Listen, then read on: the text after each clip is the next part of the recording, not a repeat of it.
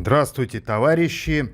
Институт свободы Федора Бирюкова вновь распахивает свои двери, и сегодня мы обсудим привычную, такую выученную диалектическую вражду, противостояние, в котором все уверены, между традицией и свободой. Принято считать, что нет более явных врагов друг против друга, как традиции в самом широко понимаемом смысле, и свободы также в самом широко понимаемом смысле. Я берусь утверждать, и попробую вам это объяснить, доказать, что традиция и свобода отнюдь не противоречат друг другу, а взаимно усиливают. Вопрос лишь в том, чтобы правильно отличить истинную традицию от всего того, что ей называют, и в том числе от официальных традиционных ценностей, и также вычислить истинную свободу, истинное зерно свободы, огонь свободы от тех или иных симулякров, которыми принято считать то или иное воплощение свобод. Кстати говоря, вот когда говорят «свободы», это сразу свидетельствует о том, что речь идет явно не о полной свободе. А вот как раз полная свобода наличествует в результате живой традиции, в результате наличия традиции, ее жизнедеятельности, ее постоянного утверждения. Итак, что такое традиция в ее подлинном изначальном смысле? Это целая стихия, стихия воззрений, стихия укладов. Это система ценностей, безусловно, определяющих и помогающих реализовываться другим подспудным системам ценностей, политическим, экономическим, бытовым, культурным тропам, которые появляются в процессе жизнедеятельности, жизнеутверждения того или иного народа, государства, группы людей или даже отдельного человека. Но, конечно же, мы сразу оговоримся, когда мы имеем в виду подлинную традицию во всем ее объеме, то здесь индивидуальный характер отдельного человека явно уступает коллективному бессознательному, коллективному сознанию, коллективному укладу. Традиция в ее абсолютном понимании — это, безусловно, вещь коллективная. Другое дело, что в разных воплощениях традиции различные коллективные дифференциации. Но мы об этом еще поговорим. Итак, традиция — это, скажем так, сакральное, метафизическое, сверхъестественное даже в чем-то понимание жизни. Но что есть сверхъестественное? Это нечто, что мы на данном этапе не понимаем, как часть зримого мира. То, что те вещи или те явления, которые мы наделяем какими-то сверхспособностями. Сверхъестественное происходит из сверхисточников.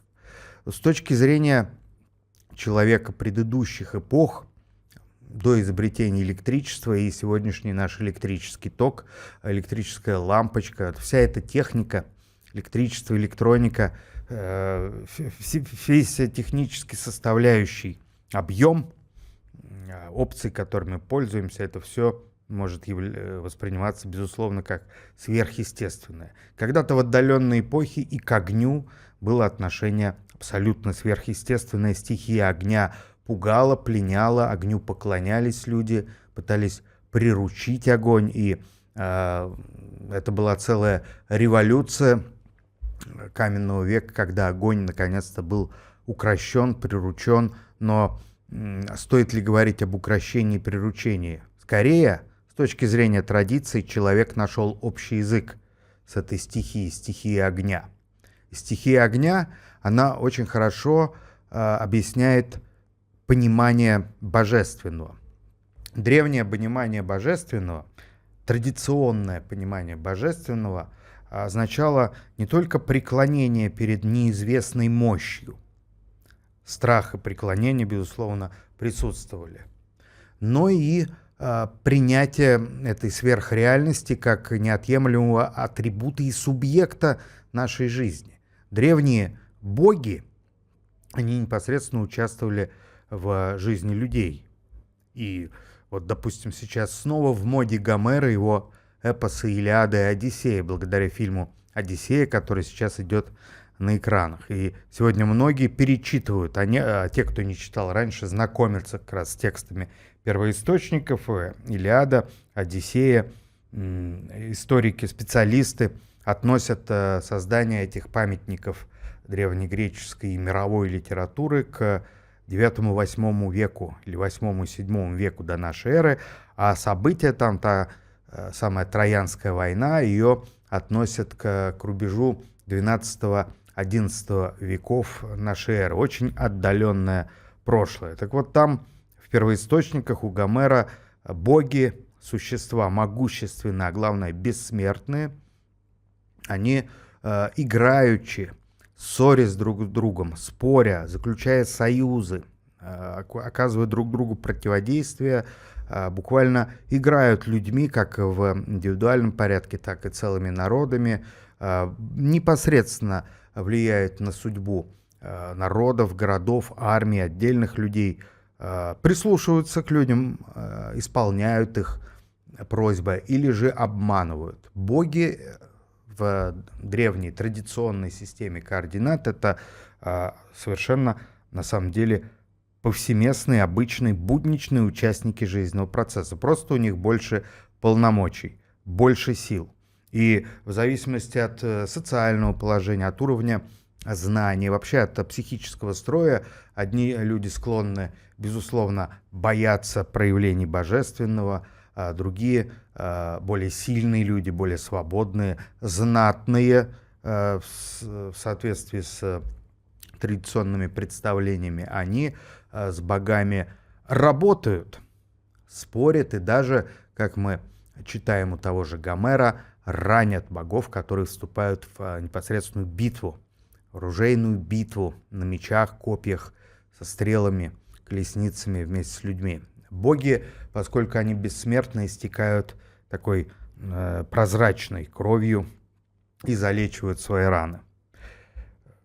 Многие исследователи гомеровских первоисточников отмечают, что вот тот уклад общественно-сакральный, человека-божественный, который описан, он скорее относится именно к более ранним формам государственной деятельности, общественного устройства. Уже в момент написания, то есть 8-7 века до нашей эры, устройство греческих полисов, оно носило более, скажем так, менее свободный характер. Преобладали уже нравы, которые потом стали эталоном афинской демократии, то есть это право имеют свободные имущие, вооруженные мужчины, а там женщины, рабы или просто бедные, они как бы находятся в числе аутсайдеров или прямо подчиненных объектов общественной жизни.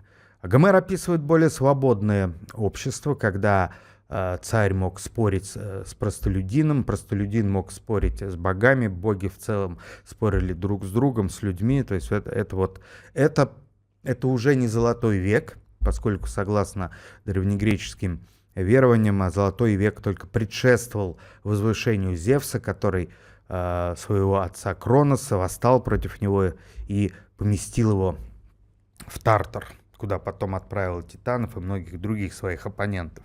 Это уже был бронзовый век, а сама Троянская война, ее историки относят к периоду катастрофы бронзового века, того загадочного, драматичного периода, который включал в себя климатические изменения, многочисленные войны, крушение государств, масса государств даже потеряли письменность на несколько сотен лет. То есть это абсолютный период кризиса, турбулентности, разрушения. Говоря позднейшим языком, это, по сути дела, был настоящий апокалипсис.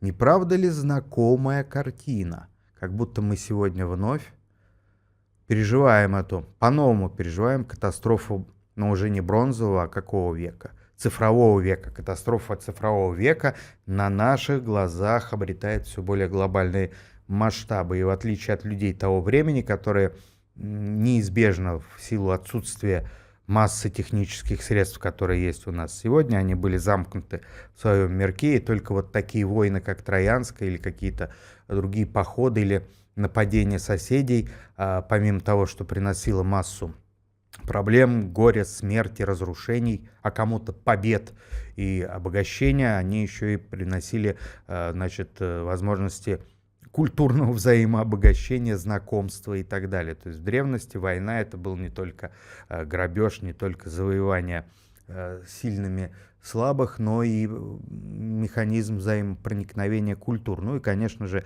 подавление одной культуры других. То есть в результате древних войн сколько культур, народов и так далее погибло. Но вот в момент катастрофы Бронзового века стали гибнуть или же тормозиться сразу почти все, по крайней мере, все известные нам культуры, а загадочные народы моря, они не привносили ничего нового в этот расширяющийся хаос, а только как паразиты накидывались и присваивали ресурсы, и потом также, непонятно растворились во тьме мировой истории, по мнению ряда исследователей, которые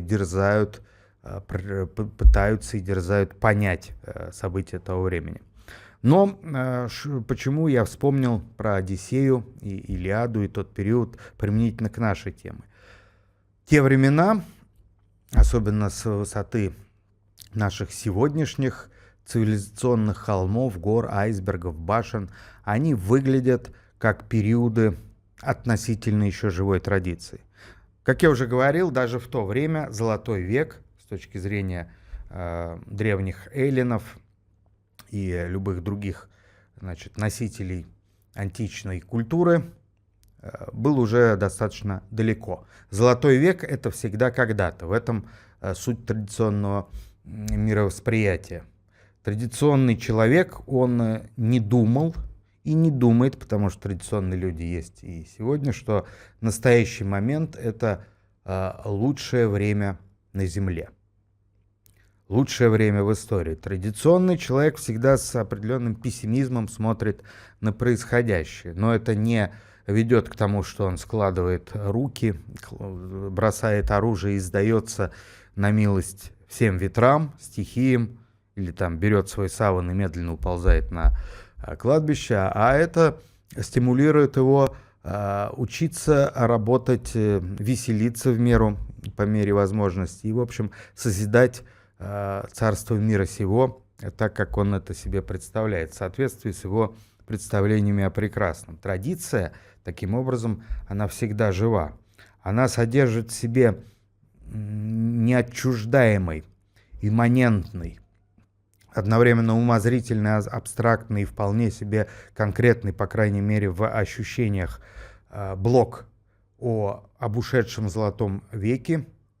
Она постулирует героическое отношение к жизни как к преодолению нынешних сложных времен, нынешних вызовов, ну и содержит, конечно же, мечту о новом золотом веке, о прекращении бессмысленных конфликтов, о победе над рутиной, смертью, над несправедливостью в зависимости от того или иного исторического периода, того или иного государства, культуры. Эти цели будущего могли меняться, но в целом вот светлое будущее, этот нарратив, он в традиции всегда сохранялся, даже если на пути к нему предстоит пережить страшные, травматичные, катастрофические явления, и даже, может быть, далеко не все достигнут финала. Но, тем не менее, финал позитивный, жизнеутверждающий, предусмотрен. Так вот сформирован этот традиционный универсум. Повторю, в зависимости от того или иного типа общественного уклада, культуры, местоположения, климатических даже условий, отдельные нюансы, отдельные блоки этого традиционного универсума менялись. Но общим оставалось то, что живой сохранялась связь поколений. Что ныне живущий человек, он чувствовал свою ответственность как перед предками, так и перед будущими потомками. Он чувствовал свою непосредственную связь с теми силами, которые он называл богами. И неважно, это была политеистическая религия, многобожье или монотеистическая, значит, где присутствовало только одно верховное полноценное божество, но его обязательно сопровождали, ему помогали какие-то тоже сверхъестественные сущности.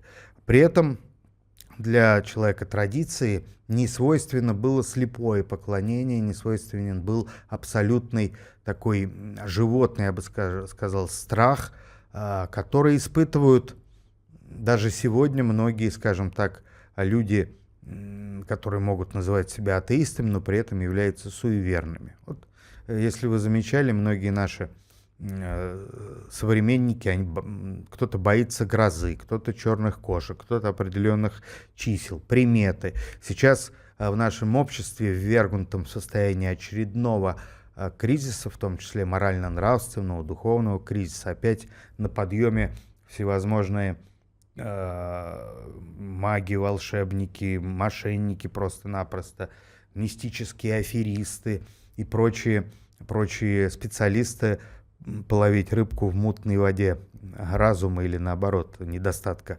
разума.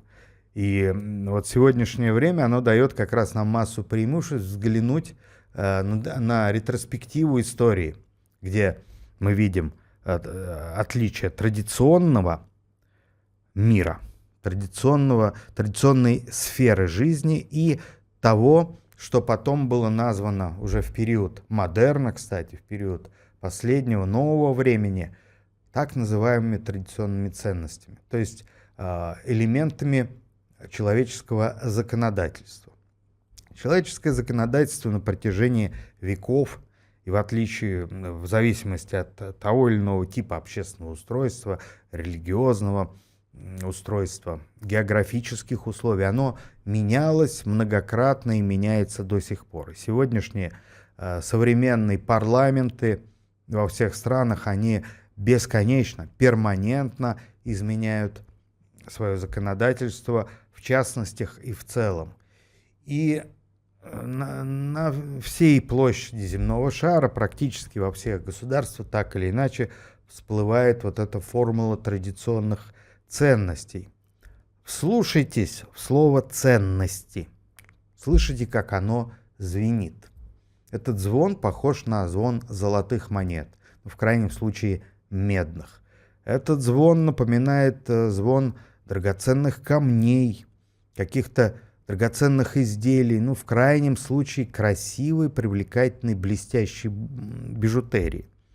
Мы знаем из истории, как за буквально стеклышки, за красивые стеклышки представители одних народов давали другим многократно превосходящие по стоимости ценности, другие ценности. Но вот для тех, допустим, аборигенов, к которым приезжали хитрые, ушлые и агрессивные европейцы в эпоху великих географических открытий, вот эти вот стекляшки, гипнотизировавшие их, были большей традиционной ценностью даже, чем те драгоценные металлы и прочие богатства, которые они отдавали взамен.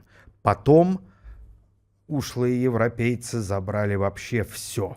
Вот, начали они с обмена стекляшек, и потом забрали все. Так вот, разве не слышится ли вам в слове «ценности», в этом словосочетании традиционной ценности, именно такой вот лукавый звон? Вообще ценность — это всегда про ренту. Если ценность нельзя заложить, продать, положить в банк под процент, если ее нельзя конвертировать во что-то иное, это вряд ли ценность. Даже фамильные ценности, антиквариат, они ценны прежде всего той гипотетической хотя бы суммой, которую можно за них выручить. Итак, традиционные ценности — это та рента, которая актуальна в данный конкретный период развития цивилизации, государства, культуры, экономики, в конце концов. Это что-то очень надежное, надежный вклад. Допустим, с точки зрения буржуазных государств и 18, 19, 20 и 21 веков, поддержка, скажем так, пуританских правил человеческого общежития, определенных буржуазных правил поведения очень выгодно с точки зрения системы, потому что человек, гражданин, должен быть управляем. Вот, и чем он более строг к самому себе, чем он более выдержан, предсказуем, безопасен, тем лучше. И поэтому колоссальный свод правил, которые должны удерживать людей в довольно узких рамках общественного поведения, он давно еще назван и церковью, и государством традиционными ценностями. Тоже касается и наборов классических литератур, иных культурных произведений, религиозных культов и так далее.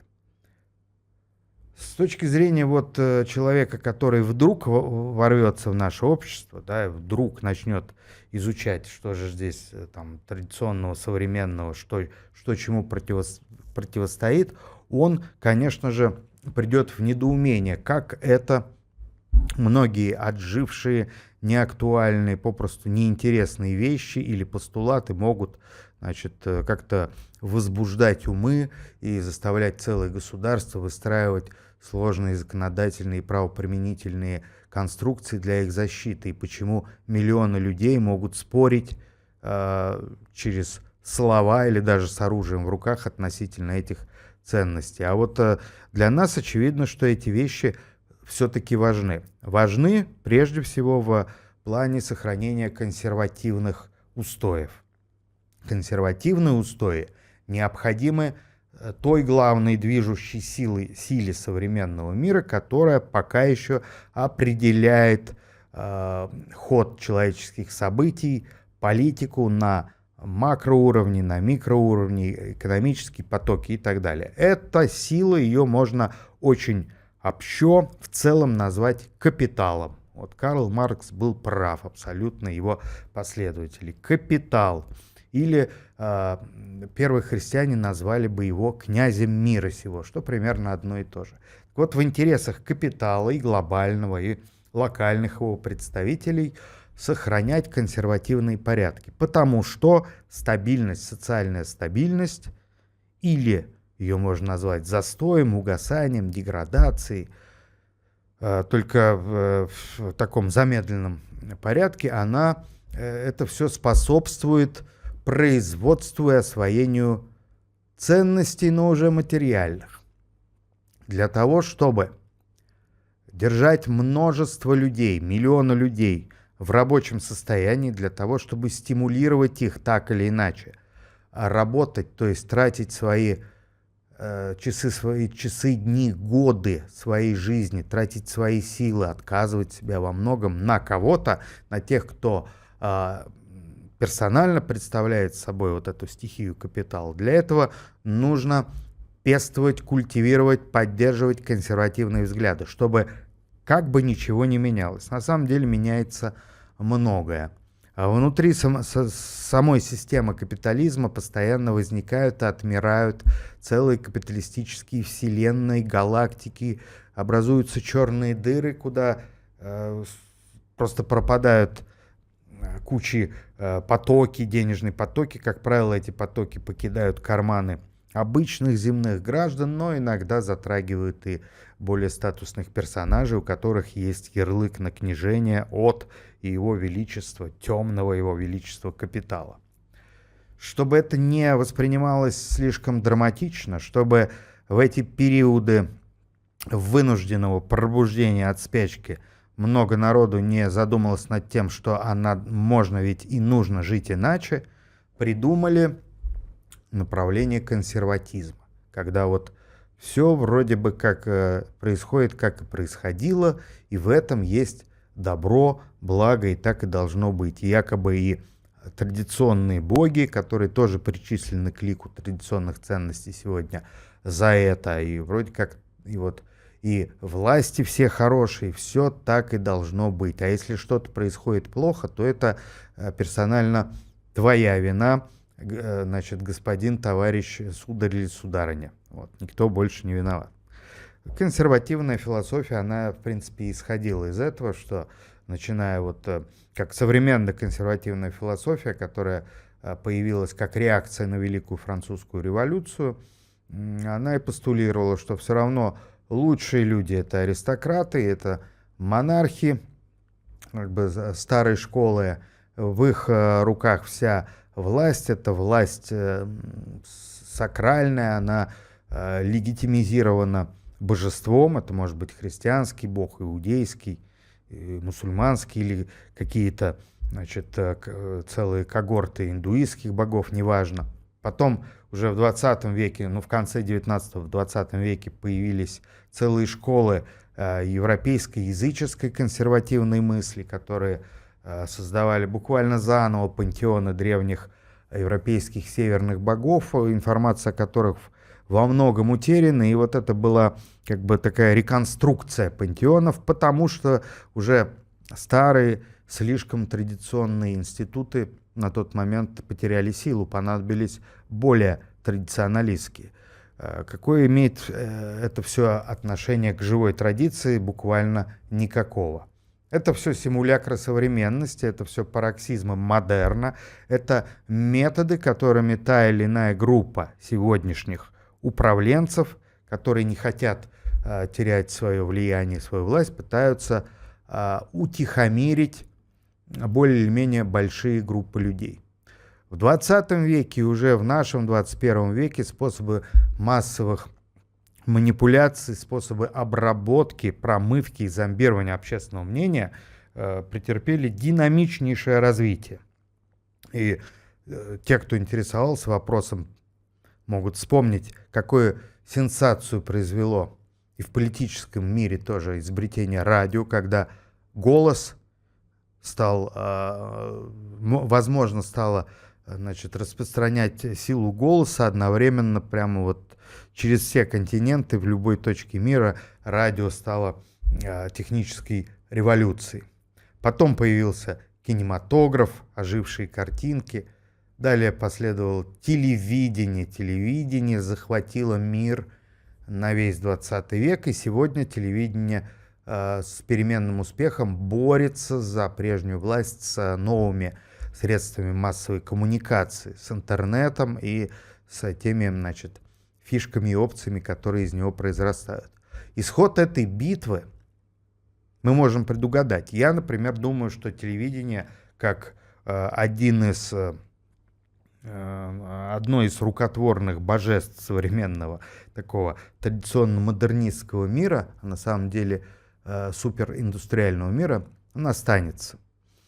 Как останется и интернет, который будет меняться. Он будет более безопасен, если вы понимаете, о чем я говорю, то есть более локален. В конце концов, через какое-то время, если не каждый человек, то каждое сообщество, более-менее обособленное, сможет иметь собственный интернет, абсолютно локальный.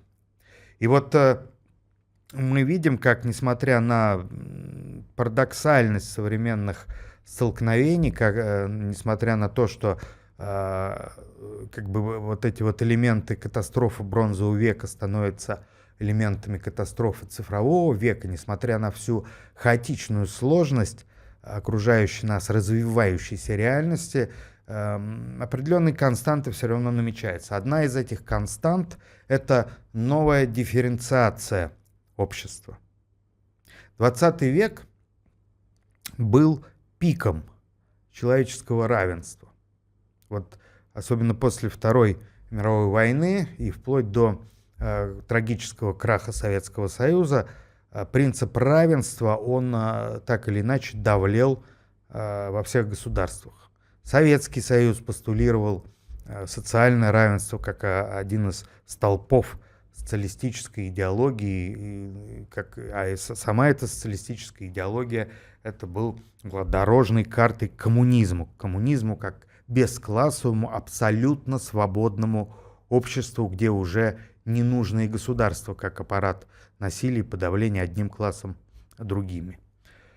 Западные капиталистические буржуазные страны декларировали равенство, оно было, разумеется, сковано со всех сторон там, финансовыми, значит, препонами, определенными социальными, финансовыми рейтингами. Ну, впрочем, как и в Советском Союзе, равенство тоже корректировалось где-то, переходило из разряда реальности в скорее такую письменную ноту закона. Хотя вот простой пример, посмотрите.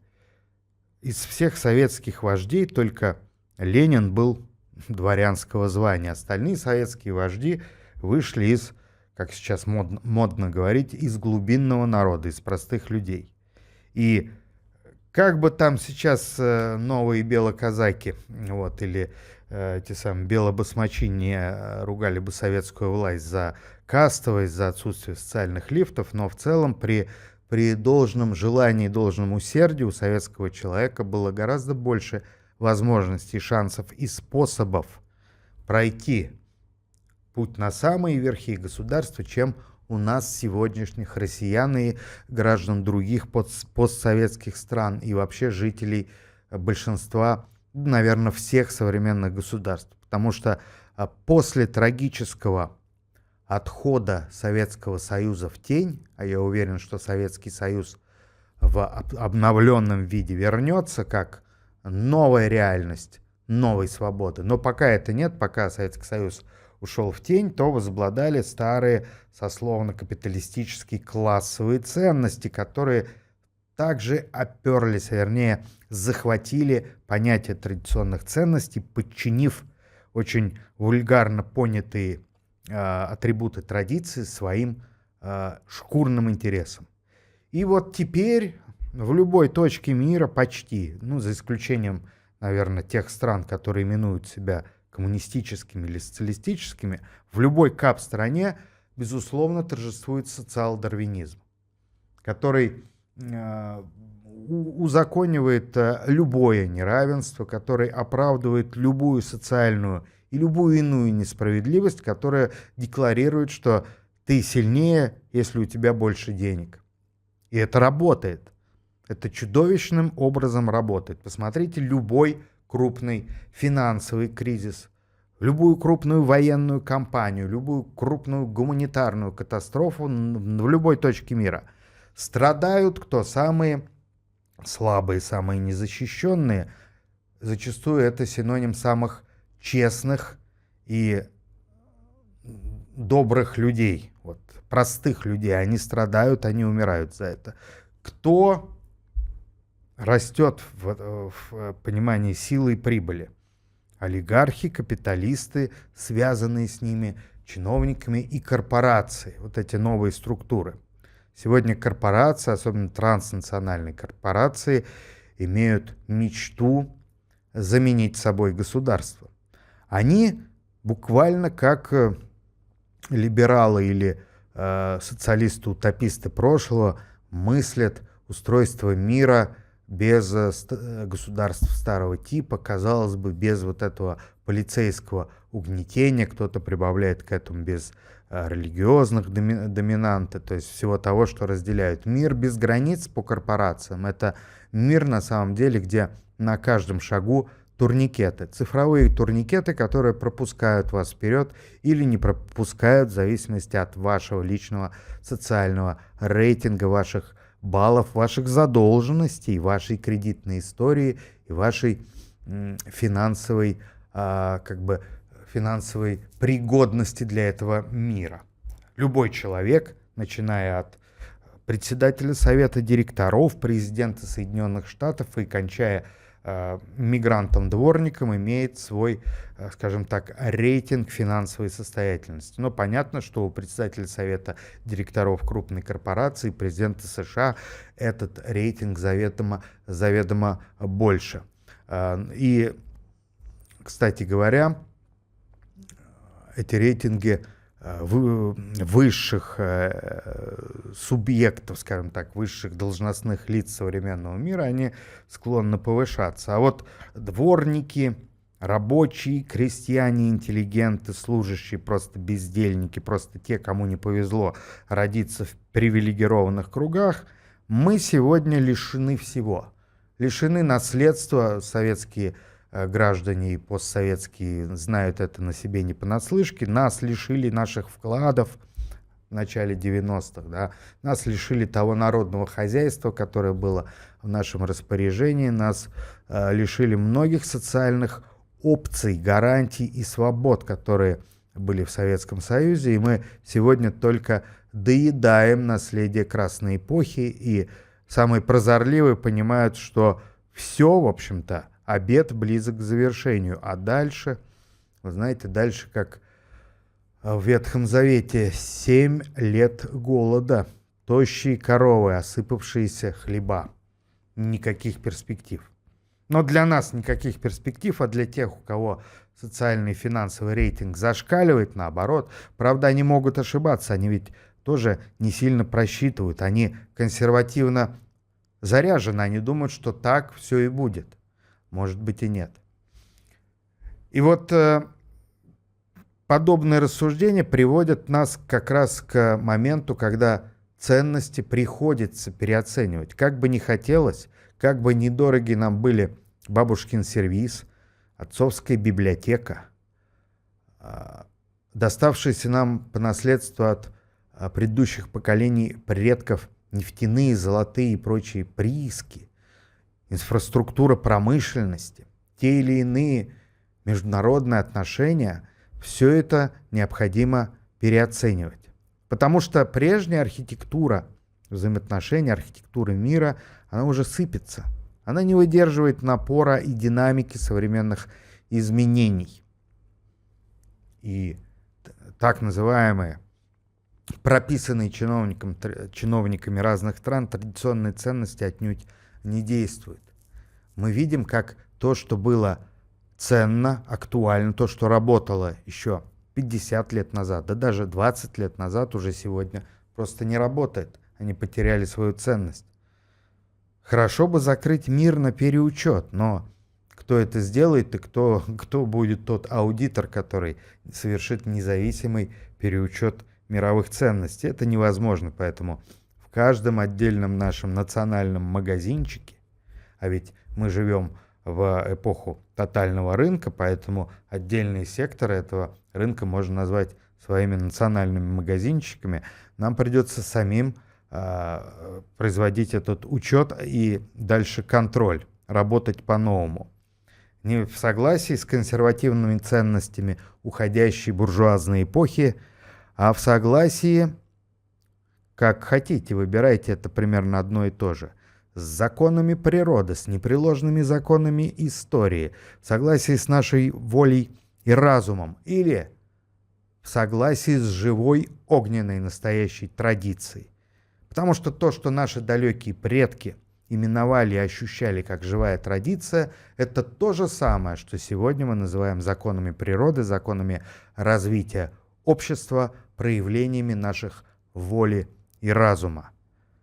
И в огне живой традиции сгорает все ненужное. Каждый сорняк, каждый брошенный мусор, скомканные бумажки, скомканные векселя, банковские расписки, все это не имеет никаких ценностей уже сейчас. А завтра это превратится в тяжелый балласт, от которого нужно избавиться. И чем раньше мы будем избавляться от балласта, тем легче будет прохождение по коридору необходимости к новым пространствам свободы. Потому что традиция, истинная живая огненная традиция, это всегда свобода. Вспомним опять-таки Гомера, где и повелитель армий, царь и простолюдин запросто могли на самом деле спорить с богами. А боги могли идти на поводу у людей или же бороться друг с другом. Вот эта вот мифологическая, архидревняя доисторическая свобода, воспоминания о которой остались в мифах, легендах и этих прекрасных литературных памятниках древности, она, как утверждал Карл Густав Юнг и вслед за ним Николай Рерих, была на самом деле, эти события в той или иной степени случались. А мифы и легенды, которые прошли проверку временем, они, безусловно, отражают те или иные события. Это невозможно все выдумать просто так. Все, что мы изобретаем на уровне технических средств, это ведь все мы берем из природы, элементы, которые существуют в природе. Если мы не знаем о каком-то элементе, это просто его ученые еще не открыли. И то, что сейчас нам кажется сверхъестественным, завтра получит вполне научное, прагматичное и четкое объяснение. Так и касается событий. Шли века. Тем более средства передачи информации были крайне несовершенны. Долгие-долгие века массивы информации передавались из уст в уста, как те же самые легендарные Илиада и Одиссея. Но вот достаточно просто посмотреть на фото этих книг, даже просто не брать их, а посмотреть на фото, насколько они объемны, поразиться возможностям человеческой памяти древних людей, которые могли это все запомнить. Сегодняшние наши мозги, измученные, но не нарзаном, или, может быть, нарзаном информации, которые находятся под постоянной бомбардировкой данных, 99% из которых вообще нам не нужны, навязчивая реклама, всевозможные сигналы опасности, вопросы, которые мы вынуждены решать вербально, невербально, но мы все находимся бесконечно вовлечены в очень бурный поток современной деятельности. Это все колоссально отличается от тех условий, в которых люди находились в предыдущей эпохе. Конечно, мы это уже не можем запомнить, но у нас есть методы, которые позволяют нам обрабатывать большие данные еще быстрее и хранить их еще надежнее. Так что ничего не потеряно, мы просто на новом этапе развития. Мы, если это понять, осознать, если переоценить имеющиеся ценности, отвергая обесцененное и повышая стоимость, полезную стоимость действительно ценного, мы возвращаем себе дух и живой огонь традиции и начинаем новый этап преодоления коридора необходимости, коридора обусловленности, рутины на пути к новому порядку свободы, еще более блестящему, захватывающему и полезному для нас с вами, чем это знала предыдущая история. В некотором смысле, я очень надеюсь, что это так во всех смыслах, мы только на пороге настоящей человеческой истории. Да, в прошлом были, может быть, золотой век, было много того, что не стоит повторять, но впереди еще более грандиозные свершения и новый мир, который построим мы с вами и наши далекие потомки. Впереди новая эра. Вслушайтесь в гул этого слова. Эра. Этот звук открывает возможности и дает нам вполне обозримую дорожную карту будущего. На этом Институт свободы Федора Бирюкова сегодня затворяет двери. Благодарю за внимание и мир вам. Добро пожаловать в мир прогрессивных решений и надежных партнеров. «Аврора» представляет компанию «Акнотика», меняющую правила в мире оконного сервиса и следующую тем же ценностям, что и коллектив нашего информационного агентства. «Акнотика» — это новое слово в остеклении объектов любой сложности. Прямая связь с руководителем, честность, надежность и открытость команды которого меняют индустрию установки окон, предлагает двойной срок службы конструкций по цене прошлого года. Пригласите для расчета стоимости специалистов 3 компаний, и вы поймете, почему окна «Акнотика» доступнее, чем кажутся.